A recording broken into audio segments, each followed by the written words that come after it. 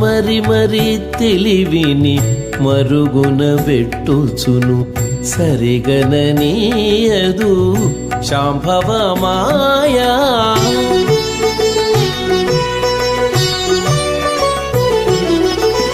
శరణని మురళిడి సమయము గడపగ జరుపగనీయదు జాలపు మాయా.